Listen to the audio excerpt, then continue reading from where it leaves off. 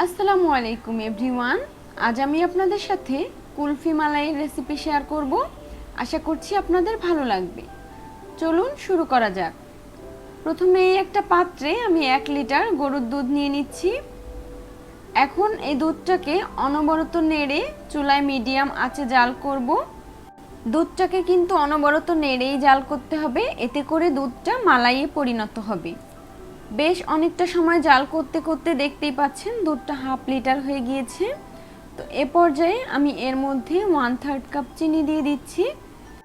চিনিটা যে যেমন মিষ্টি খান সেই অনুযায়ী দিবেন। এখন আবারও দুধটাকে অনবরত নেড়ে 1 লিটারে 3 ভাগের 1 ভাগ করে নিয়েছি। দেখতেই পাচ্ছেন দুধটা মালাই হয়ে গিয়েছে।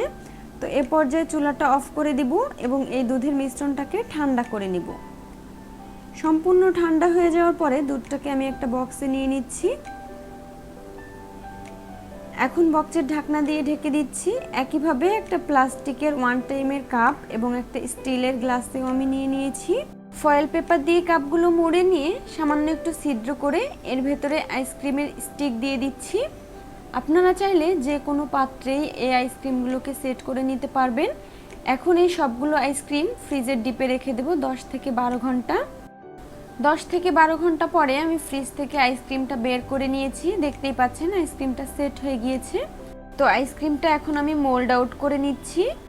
আমি কেটেও দেখিয়ে দিচ্ছি আইসক্রিমটা কতটা পারফেক্ট হয়েছে। এখন আমি কাজু বাদাম এবং পেস্তা বাদাম কুচি দিয়ে আইসক্রিমটা সাজিয়ে নিচ্ছি। এই আইসক্রিমটা খেতে আলহামদুলিল্লাহ অনেক মজা। বাকি আইসক্রিমগুলোকেও আমি ফ্রিজ থেকে বের করে নিয়েছি। একইভাবে এগুলোকেও সার্ভ করে দেখিয়ে দিচ্ছি।